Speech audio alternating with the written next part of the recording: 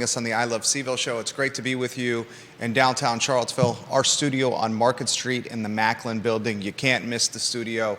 I Love CVille written all over it. 10,000 cars at least drive by the studio on an average daily basis. Excited for today's program. I love data. I love stats. Growing up, I was my brother as well. In fact, my brother and I are sons of a CPA, a certified public accountant. My dad is a numbers guy to this day, whether he's trading stocks, whether he's looking at statistics tied to sports. The guy just absolutely adores data and numbers, and he passed that affinity, that commitment, that passion for numbers to my brother and I. I remember growing up in Naples, Florida, and then Williamsburg, Virginia, fighting my brother, who was the grade below me, not even 2 years younger than me, best friends and mortal enemies, my brother and I, for the sports section. And we didn't want, this was over breakfast before school.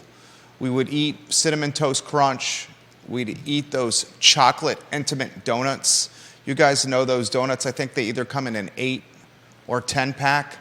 Glazed chocolate intimate donuts that when you dunk them into some skim milk, they just had the perfect texture and consistency when you would eat them. We'd have bagels, we'd have Captain Toast, Captain Crunch, we'd have Rice Krispies, whatever the breakfast we were enjoying before we headed to school that particular day. There was one portion of the sports section that my brother and I always fought for, and that was page 2. Page 2 of the sports section was the data, was the averages, was the stats, it was the box scores, the batting averages, the points per game, the rebounds per game, touchdowns, yards, passes, and we would just pour through these stats. It got so heated, the fisticuffs before breakfast with Captain Crunch and Cinnamon Toast Crunch and intimate donuts flying all over the breakfast room, the breakfast table, elbows to eyes, black eyes, bloody lips, that my mom, she's all of 5'1", 5'2", but she's Cuban and she's fiery, she's wiry, she's got passion, she's got chutzpah. Only person in the world I'm scared of is my angry mom when she does get angry. She's not angry all the time, but she's Cuban, she's Latin. She's got that in her blood. She had to break up so many fights between my brother and I, including one that involved a butcher knife with my brother. That a story for another day, that we literally had to tear the sports section in half, page 2 in half. One of us would get the top of page 2, the other one of us would get the bottom of page 2, and we had 15 minutes on the clock with one of those old school timers, one of those cooking timers that was put on the counter on the island in the kitchen, and she'd set it for 15 minutes. As soon as it beeped, we would have to shuffle half of page 2 to the other brother, to my brother Jeffrey, or it would go to me. And that's how we pretty much grew up from Naples, Florida, and Williamsburg, Virginia, into high school, fighting over page 2 of the sports section. 2 boys, the offspring, the scions of a CPA who have an affinity for data. That's why I'm so excited for today's program. There's an organization in this community called Citizens for Responsible Planning. And you can find Citizens for Responsible Planning online at crp-cville.org. crp-cville.org. And this Citizens for Responsible Planning organization, I'll read their about page to you, a portion of it. The Citizens for Responsible Planning, they write, is a group of Charlottesville residents who came together in 2021 out of a concern that the housing chapter and future land use map of the city's draft comprehensive plan had serious flaws of both process and content. The group believes that a plan is not grounded in an inclusive, data-driven, analytical sound process, risk failing to produce affordable housing while inflicting collateral damage on the city. Members of the Citizens for Responsible Planning routinely listen to this program. This morning, they sent out an email to those that are on their subscriber or e-newsletter list, which I'm fortunate to be on. I forwarded that email to my colleague, Judah Wickower, the jack of all trades, the jack of all wit, a gentleman who's single and ready to mingle, and a guy who is a key contributor to this talk show. And the data, the email I forwarded to Judah, we will relay to you, the viewer and listener of this fine and fair talk show, live on air. We will showcase the bar graphs. We will talk data. We will analyze the data, and we will discuss what is the impact of increasing assessments in the city of Charlottesville. I'm excited to do this. I'm excited also to talk a topic sent my way by Deep Throat.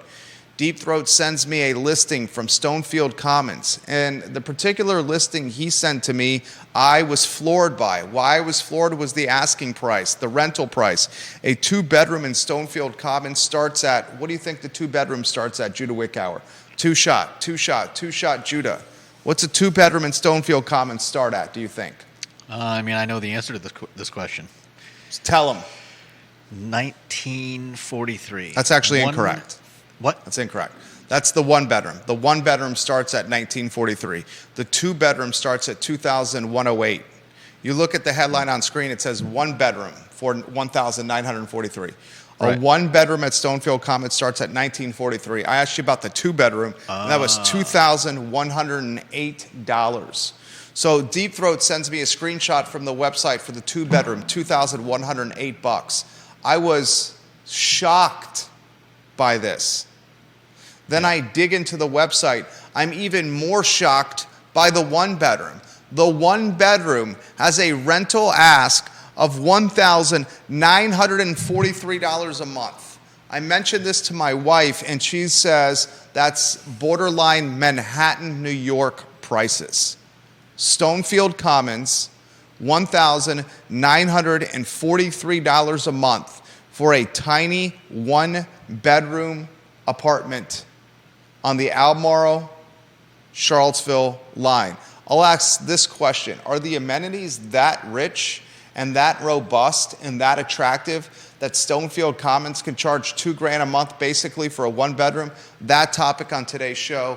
We will also highlight thoughts and perspective on the week that was. It was an extremely busy week. Viewers and listeners, let us know your thoughts by putting them in the feed. Like the show, share the show. We work hard for you, and the only thing we literally ask in return is you help us spread the gospel by liking and sharing the show. J-Dubs, are we on a 2-shot, my friend? John Blair, welcome to the program. Thank you kindly for joining us. Love you, John Blair, the king of knowledge, watching the show. Love you, sincerely mean that, John Blair. We on a 2-shot? We are. Put that first lower third on screen if you could, please, sir. 2024 Charlottesville City Property Assessments. Then rotate the second headline in, and then the third. Ladies and gentlemen, we now have an idea of what the 2024 tax year assessments are going to look like. Interestingly, Rory Stolzenberg highlighted this, Deep Throat highlighted this, and a number of housing sharks or sharps or insiders highlighted this. The assessment data was briefly released online, I think incorrectly, released too early, then taken off the interwebs, and then later positioned and published back on the interwebs yesterday as the day matured. Now it's up there, and we, the real estate owner, we, the property owner, and we, the tenants, know what we can expect.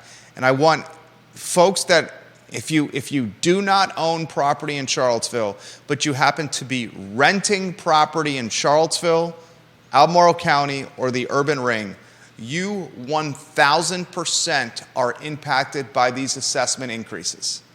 If you are renting an apartment in Albemarle County, you 1,000% will be influenced by Charlottesville assessment increases. Those increases, the tax exposure associated with it, trickles down to the tenant. And Albemarle County's rental market goes hand in hand with Charlottesville City's rental market, okay? Whether you're a tenant at the villas at Southern Ridge, whether you're a tenant at Eagles Landing, both those complexes down 5th Street extended by Redfields in Southside Charlottesville, whether you're a tenant at Stonehenge, whether you're a tenant on Pantops in Hollymead, these assessment increases impact you and what you pay per month in rent. The landlords send it down the totem pole. All right, I want you to put the first bar graph on screen from Citizens for Responsible Planning. Median assessment increase, 2023 assessment. Tell me when that's on screen. When you look at this bar graph, and we're going to break this down in very layman's terminology for the viewers and listeners. When you look at this bar graph, you will see that Citizens for Responsible Planning has broken down the assessment increases by price point, Judah. Yep. What jumps out at you first, and then I'll let you know what jumps out at me. The median assessment increase by 2023 assessment. What jumps out at you there? Well, anybody that couldn't afford an expensive home is getting a much larger increase than everybody else. Over double the next. Try that in a different way. Lower priced homes have a much larger increased assessment than There it is. other That's homes. a very straightforward way of putting it. Say it again. Very simple terminology right there. Say it again. Charlottesville City. Low priced homes got a high increase. Low-priced homes in Charlottesville City got stung the most. Unpack why for the viewers and listeners. And if you're uncertain, it's totally cool as well. I mean, it's mostly guesswork, but I would have to say that because of the zoning change, the possibility of all these cheap properties that are easier and cheaper to buy and tear down makes them attractive to somebody who wants to build up. And that's exactly what Citizens for Responsible Planning wrote under the graph. That's exactly right. Upzoning and the opportunity to build more dense housing, and I've been saying this for over 2 years, the opportunity to build more dense housing in Charlottesville is not going to breed affordability like housing upzoning advocates are screaming and championing. The assessment increases are hitting the lower priced homes. And they're hitting the lower priced homes because those are the ones that are easier to develop because they're price point conscious developers. The lower price homes are the easier properties to assemble, where you can start buying 1, 2, 3, 4, 5, 6 lots side by side by each other. It's called assemblage. You're not going to assemble in Barracks Rugby, on Park Street, in North Downtown. You're going to assemble in 10th and Page, in Fifeville, and in Star Hill, in Prospect. And these lower price homes, when compared to every other pricing category, put the first graph back on screen, 2x plus the assessment increase, Judah. Yeah, 2x plus the next closest one. Any home that was $1.5 million or above, median, saw a 3% uptick. But the homes sub $250,000 saw an 11% median uptick. I'll give that to you again. The very few homes that are purchasable in the city of Charlottesville, a landlocked 10.2 square mile city, the very few ones that are $250,000 and under saw an 11% median uptick. Yeah, that's insane. The next highest category of uptick was the 250 to 500 category. What does this tell you in very simple terms, Judah? Besides the development analysis, which you put very well, it tells me that affordability is going to be even more difficult in 2023 and 2024, and it tells me affordability is going to be even more difficult after that as well. It also tells me that I think a lot of the talk about affordability is just talk. Or worse. You know what's worse than just talk to get elected? That this is planned? No. What's worse is the people pushing this through actually believe what they're pushing through will create affordability, and they're completely altogether wrong. pushing something through, not knowing what really would happen, and basic economic mindsets and terminology. Now I want you to put the next graph on screen. Median assessment by grade. That's the second chart. This is from Citizens for Responsible Planning. You got that graph on screen? Yep. Read to me what you're seeing in this graph. I don't know what grade means, so I can't really... The type of property. Okay. The lower the CDE is a lower quality property grade. Okay. Well, then we're seeing the same thing as we were seeing before. Properties that are easier to tear down are getting assessed higher. Bingo. The C, D, and E, D and E in particular, are probably tear downs. Yeah. People buying the property just for the land so they can get opportunistic and build something upon it. Let me ask you a question. By making the lower grade buildings they have a higher increase, does that incentivize people in those types of buildings to, I guess, be more amenable to selling their property? I don't follow what you're saying. Is the level of increase in what we've seen so far in these two graphs, is that a way of incentivizing people in those lower properties to sell when someone comes along, in terms of, oh, my assessment's gone up, I'm having a harder time affording this, here comes Mr. Moneybags, saying, I'd love to buy your property, your land. I'm not suggesting that there's some type of collusion here. No, I think what it is these properties are knockdown tear downs. Yeah, but some people are still living in those types of properties, right? I don't think the assessor is trying to push folks in the sub $250,000 market out of their homes.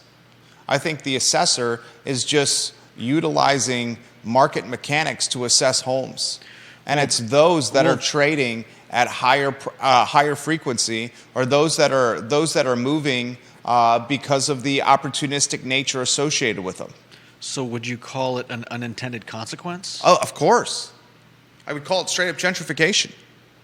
I would call it the collateral damage of a popular community. Right. I would call it creating a wealthy, homogenous city. 100%. Jason Howard watching on Rideau Road. This is great data on assessment increases. I know you and Keith highlighted this on previous show, but can you put up again what the dollar amounts are for real estate tax relief, retirees, and others on fixed income? House value, total assets, all those facts. Can you see if you can find online, Judah, the real estate tax relief for City of Charlottesville homeowners? Was that something that Keith had for us? No. Just you can Google that up. It should be on the city website. I would use the black laptop here instead of the network terminal. The city doesn't do a really good job, Jason, of marketing the tax relief opportunity for those that are on the margin, and probably intentionally. Jason appreciates the data for Citizens from Responsible Planning. Grayson's watching the program in North Downtown, says, this is excellent. Philip Dow is watching in Scottsville. Jackson is watching the program in the Greenbrier neighborhood. Does he have the data? Do you have the data by neighborhood? Oh, yes. Citizens for Responsible Planning has the data by neighborhood, and we will get to it in a matter of moments. I'll go to LinkedIn right now. And Jude, I want to go to the neighborhood one next. John Blair, I do remember you saying this. This is John Blair's comment. And John Blair, 100%. John Blair, from day one, has said that the upzoning would backfire. He said, Jerry, you, myself, and many others have been predicting this. I expect upzoning will make Charlottesville one of the least affordable cities for housing in the Commonwealth. No matter if you build extra units or not, the assessed price of your land will likely increase by double digits on affordable parcels in 2024 as well. The entire idea of upzoning creating affordability hinges on some serious unit construction increase. Is there any evidence of home builders lining? What's the rest of that, John?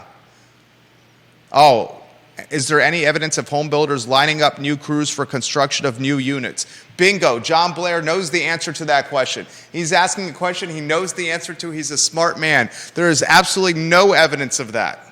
There's no evidence of that. In fact, the construction crews that were going to build the housing were kiboshed by the city.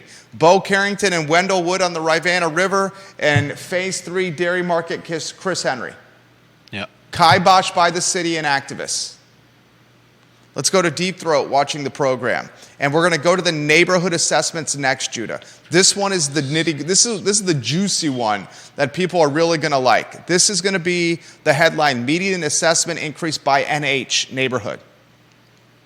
Don't put it on screen yet. I'm going to hold the viewers and listeners. That's the last one, right? That's the last one. I can't wait to pick that one apart. I can't wait to pick that apart. Deep Throat. Deep Throat throwing a little bit of shade here. Who is the one of the biggest upzoning activists in the city of Charlottesville? You could probably rattle off a couple names and get it. We talking council members? Not a planning commission, nor is it a councilor. Biggest upzoning. Gillikin? Yes. Deep Throat says the Orangedale neighborhood, an 18% increase in assessments. Wow.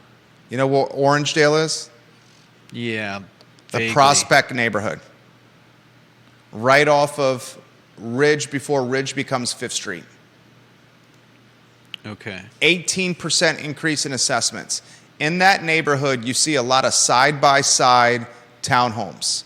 I almost purchased a couple of units in Orangedale. I'd say probably 5 or 6 years ago. In retrospect, I made a mistake in not buying the units. They would have been a rental play. The reason I did not purchase them was because they needed rehabilitation, and the seller at the time I thought was asking too much for it. The seller at the time literally pitched to me 5 or 6 years ago, these are going to be significantly more valuable because it's one of the last affordable pockets in the city. And what the seller pitched to me 5 or 6 years ago literally proved to be correct. He says an 18% increase in assessments for the Orangedale neighborhood. And he's tries to answer your question. The assessor is just following the data, but Judah is right that higher assessments may force redevelopment by making it unaffordable for people living in those modest housing to afford the taxes. What's that word called? Gentrification. Yeah. Yeah. Philip Dow says, Judah, I need that info for my elderly parents, the city tax relief info. Charlottesville government needs to do a better job of marketing and promoting the tax relief opportunities for homeowners on the financial margin. It is not promoted well. The tax relief window is very narrow. Do you have that information? Real estate tax relief. Let's see. Elderly or disabled. Real estate tax relief for the elderly and disabled grant. Applications will be accepted starting on February 1, 2024. Holy doo-doo. That's like 5 days from now. Yeah. Okay? So please get this out here. Folks aren't reading the newspaper. They no longer have broadcast television. Yeah. The mail where the information is sent in the mail is unreliable. You may be providing this information to members in our community that are on the cusp of getting pushed out of their homes, Judah. So what you read here is very important. All right. You want me to read the whole thing? Please, sir. Please, Following the accepted starting of applications. We've got the City of Charlottesville in its ongoing efforts to promote and preserve home ownership will once again offer real estate tax relief for the elderly and disabled. Applications can be submitted between February 1 and April 1 each year. Qualifications required for the grant.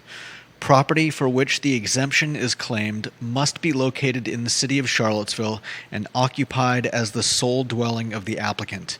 Applicant must be 65 years of age or older or permanently and totally disabled. Proof of disability required as of December 31st of the prior year.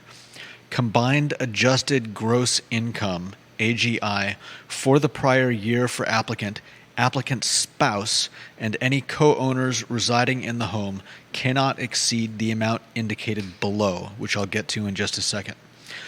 Application must be signed by applicant or by person acting as power of attorney for applicant. And here are the tiers for the real estate tax relief. Combined AGI of $0 to $36,990 is real estate tax relief percentage of 100. $36,991 through $49,320 is 80%. $49,321 to $55,485 is 60%. And $55,486 to $61,650 is 40%. Final determination of relief percentage is subject to review. And you can send your PDF application if you choose to apply by email or mail. This can all be found on the charlottesville.gov website. Brian, listen to this comment. Deep Throat has this comment too. Deep Throat, your comment is right on point. But your comment, I'm going to relay through the ears of someone that's going to get stung by this. This is from Brian, who's a first-time commenter on our talk show. Brian says his parents have lived in the 10th and Page neighborhood and have lived there for almost 40 years. And I'm going to use a profanity here, but I think it's important. I rarely use the profanities anymore. So if you have your kid in the car, I'm giving you a heads up. This is from Take Brian. Your hands off the wheel and cover their ears. Giving you a heads up if your kid is listening to this. Brian says this: my parents have lived in the 10th and Page neighborhood for over 40 years. You want to know some horse shit? Brian writes, these assessments just got mailed out today. We're right before a weekend, and we don't get mail but 2 or 3 weeks later than when the post stamp says on the front of the envelope. The people that are finding out about the tax relief are literally going to have 4 to 5 days to act on them. Are we talking about this? What's the window? The window is through the end of April, or no, the beginning of April. So to April 1, right? Yeah. He's saying the assessments are going out in the mail, Brian is, to his parents in 10th and Page now, and they get mail 2 to 3 weeks late. Okay. So if they're only finding out about the tax relief through the back, you know where the tax relief is marketed and promoted? It's promoted on the back of the assessment bill. Okay. So the assessment notification is going out in the mail today. There's a weekend, and we know the post office is short-staffed. Some people are complaining that mail is getting 2 to 3 weeks late to their house. Okay. So if it's delivered on Friday, January 26th before a weekend, and it takes 2 or 3 weeks for it to get to somebody's house, you're looking at probably the middle of February to Monday, February 19th, and then the deadline you're saying is April 1? Yeah. So he's saying it's such little turnaround window for people. Yeah. I appreciate that. Albert Graves watching this program. Want to see what happens to Charlottesville? Take a ride 20 minutes west and check out Crozet and the new affordable single-family homes starting in the mid-400,000s and no infrastructure to support said build-outs. Albert Graves, good comment. Thank you for watching the program. We've promised the assessments by neighborhood. Carol Thorpe watching the program. Hello, Carol Thorpe. Suzanne Coffey is reminding Judah and I to tell the viewers and listeners to vote. Suzanne Coffey says, remind people that early voting started at the 5th Street office. Randy O'Neill is watching the program. Randy O'Neill says, let me share the old Virginia way. When rural counties were run by locals, they knew who the owners were and assessed accordingly. Now the assessors are outside contractors bound by modern practices. My taxes went up 165% last year. I'm sorry. I'm sorry as well. Stephanie Wells Rhodes, welcome to the program. Thank you kindly for joining us. TV station down the road watching us as we're speaking right now. Kevin Higgins, welcome to the program. James Watson, Holly Foster, welcome to the program. Janice Boyce Trevelyan, welcome to the program. Thank you for watching. Katie Pearl, welcome to the program. By neighborhood, are you ready? Put the graph on screen. Citizens for Responsible Planning, fantastic work by this organization. Judah, which neighborhood got popped the highest? We have a three-way tie, folks. Barracks Road. Let's see, where's the other one? Greenbrier. And Venable. Is that north? N for north? Yep. Barracks Road, 7%. Greenbrier, 7%. Interestingly, that's the mayor's neighborhood. Venable, 7%. Followed closely by Lewis Mountain with 6%. Belmont, 6%. The highest appears to be, does it not appear to you be Barracks Road? Slightly higher on the bar graph? Yeah. Citizens for Responsible Planning, bang up job. 7% Barracks Road, 7% Greenbrier assessment increase, 7% Venable neighborhood assessment increase. Venable is the neighborhood right around Grounds. Okay. Help me with that, if you could, please, sir. We know where obviously Barracks Road is. Interestingly, Barracks Road 7%, but Barracks Rugby only 3%. Barracks Rugby higher dollar homes, where Barracks Road lower dollar homes. That probably explains the difference. It looks like Venable runs between 14th Street? Runs between Rugby, what's that? Rugby and 14th? University right by Venable Avenue. Elementary. Something like that.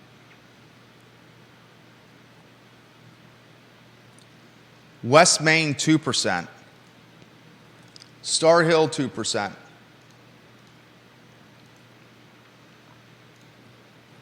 I want to highlight this. For the last 3 years, the city of Charlottesville has had double-digit assessment increases. Prior to the 2024 data that was just released, the 3 years prior had double-digit assessment increases in the city.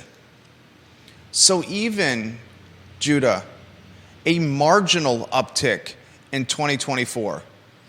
It's like we were talking about yesterday with the fact that just because inflation has been tamped down doesn't mean we're not still feeling the effects of previous years, as you said, compounded over each other year after year. There it is. You're on point today, Judah Wickower. On point. There it is. The last 3 years, folks been starving. Even if this one's... Yeah. It's still building on, it's still... compounded on the 3 years of double digit. Right. James Watson says, could you show Barracks map, because I believe it becomes Albemarle County a little ways behind the shopping center. It becomes a good question from James Watson. Stonefield's in Albemarle County. That's right where the line is. Yeah.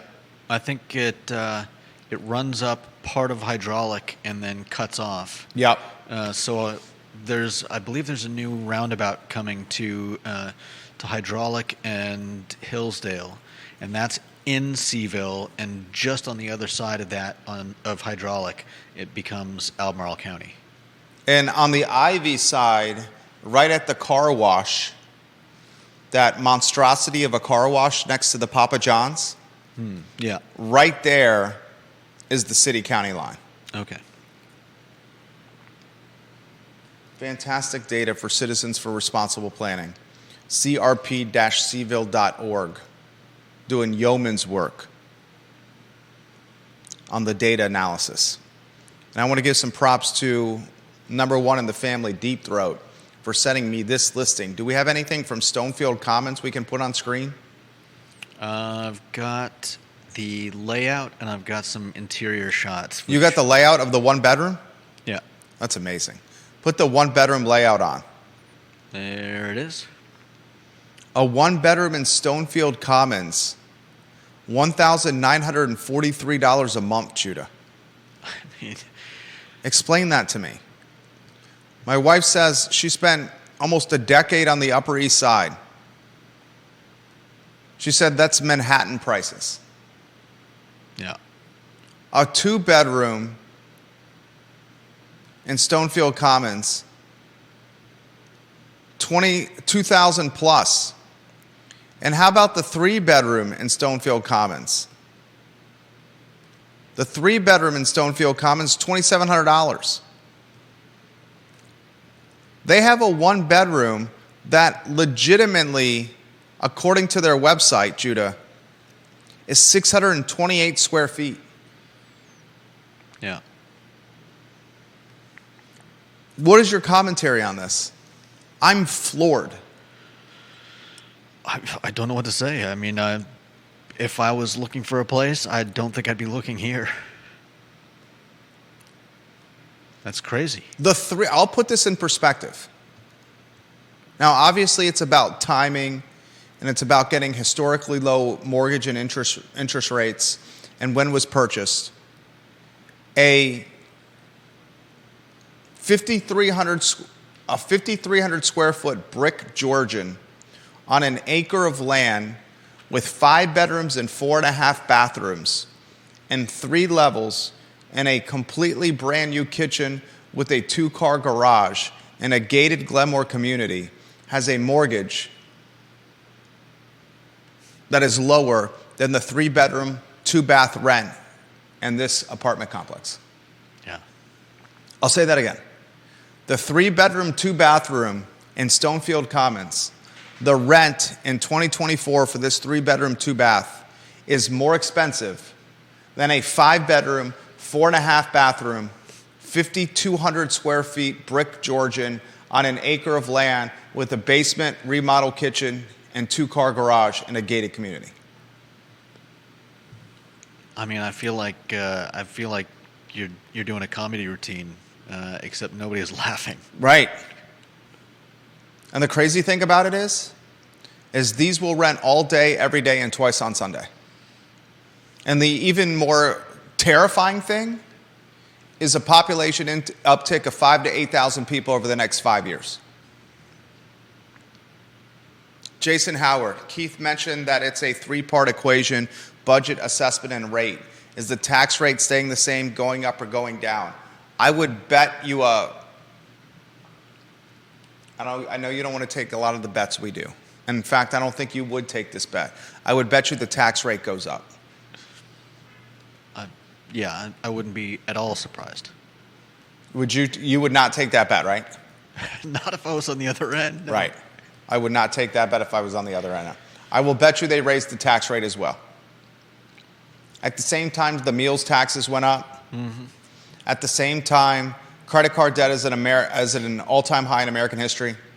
At the same time, we've grown accustomed to $3 a gallon gas. And at the same time that we are no longer sticker shocked at the price of milk, bacon, a loaf of bread, some cheese, Ritz crackers, man, that tin of Cheese Whiz, those intimate donuts, eggnog, skim milk. How can you list a Cheez-It Grooves. How can you list a bunch of junk food and then top it off with skim milk? I love skim milk. I mean, that is... You give me a box of Cheez-It Grooves. Makes my heart... A sleeve of Ritz crackers, a tin of Cheese Whiz, and a tall glass of skim milk. And I'll purr like a Cheshire cat bathing in the sun. I would rather you scratch your nails across a chalkboard than talk about junk food alongside skim milk. I love skim milk. Skim milk all day, every day, and twice on Sunday. My boys love skim milk as well. We pound skim milk. I mean, James Watson, there is residential real estate in that barracks area. Remember, in that barracks area, you have Hessian Hills, you have Barracks West. In that barracks area, there's that little neighborhood right down the road from Barracks Road Shopping Center, off of Georgetown Road. Yeah. You know what I'm talking about? Vaguely. You got housing there.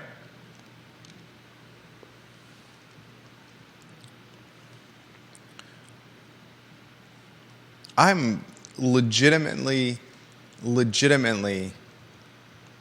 Oh, Deep Throat's got a graph in there on the law. Oh, this is a fantastic graph. Put the graph that's in my Twitter inbox, if you could, please, sir. Put what? Check out my Twitter inbox. This is a great one. I'm sliding to Judah's shot. Right here.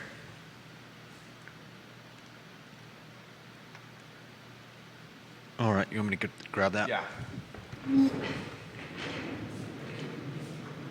We'll close on this.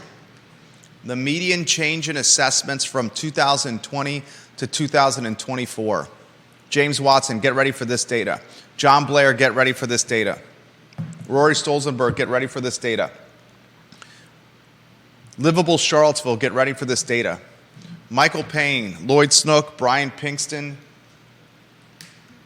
Juan Diego Wade, and Natalie Ostrin, get ready for this data.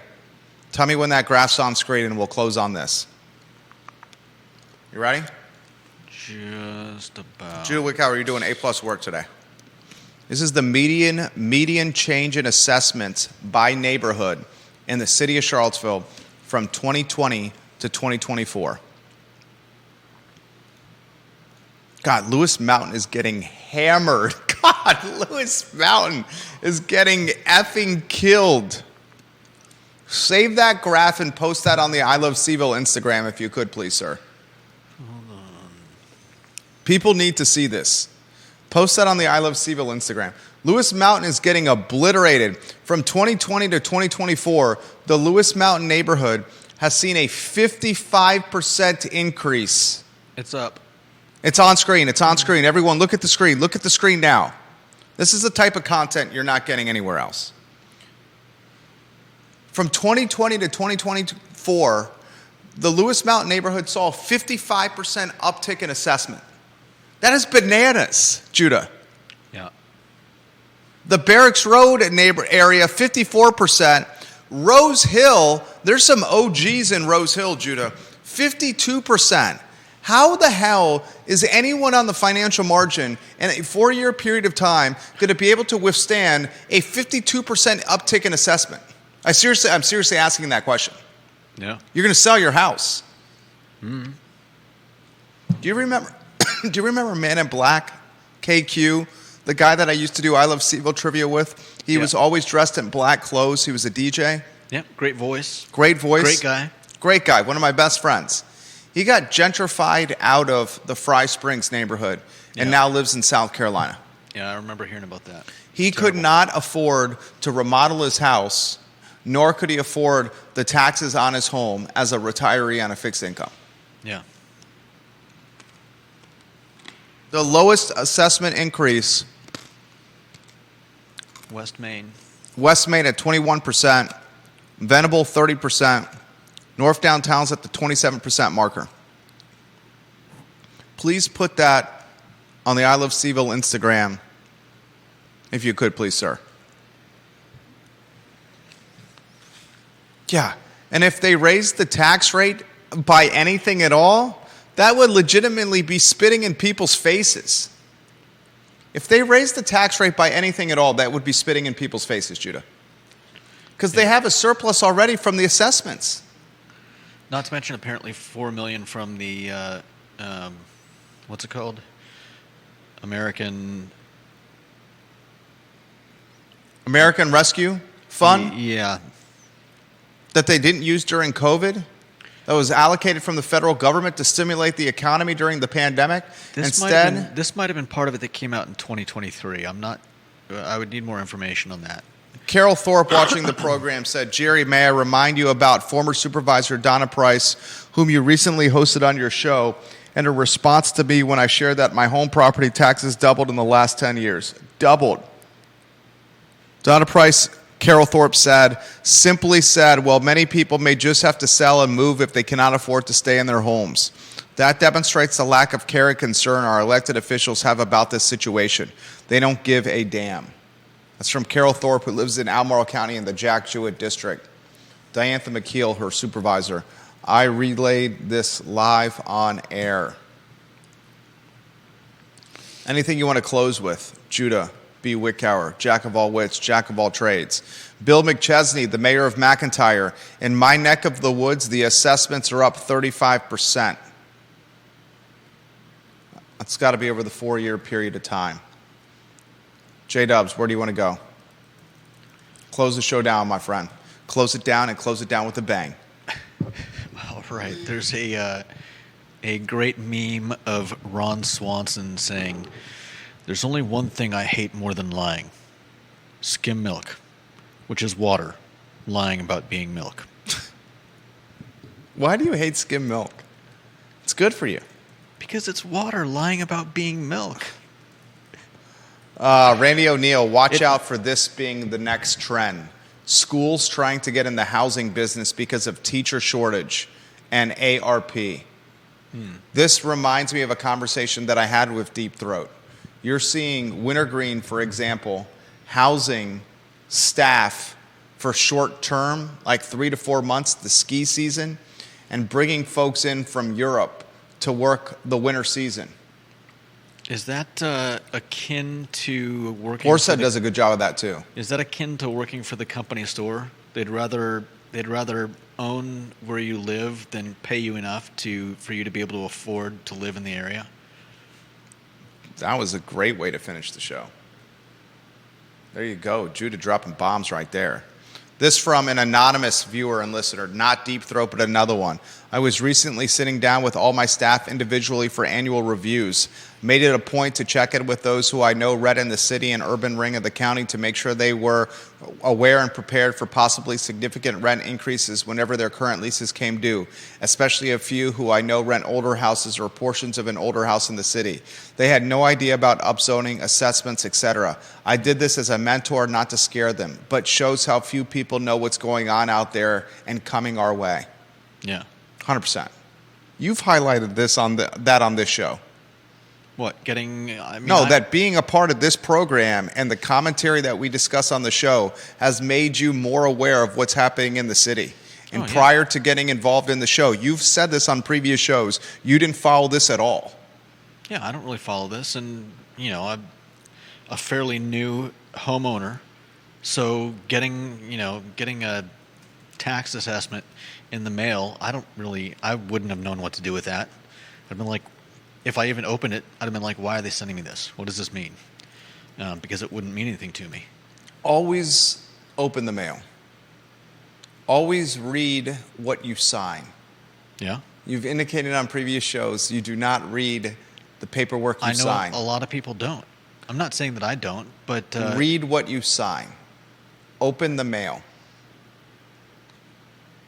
Trust but verify. Yeah. Be cautious in every regard. Cautious to the point of paranoia. Vanessa Parkhill, the current state of inflation, you were getting punched in the face by Mike Tyson. Now you're getting punched in the face by Taylor Swift. I feel like some folks think we should be excited about the latter because it's not as painful, but it still hurts. Still getting punched in the face. Still getting punched in the face. That's her point. Rob Neal, documents matter. Read the fine print. Bingo. Philip Dow says, this is unbelievable. I genuinely believe that there is a significant portion of the population that is counting on us for their news, Judah. It is a responsibility that we should not hold lightly. That's the Friday edition of the I Love CVille Show. He's Judah Wickower. He was on point today. There goes Brian Haluska right there. Man, he loves walking by the studio around this time. For Judah Wickower, who was on point, my name is Jerry Miller. We will see you on Monday for Real Talk with Keith Smith, where we will certainly talk about this assessment data. So long, everybody. post that bar graph on I Love CVille Instagram, Yeah. make sure it goes to the Facebook page and give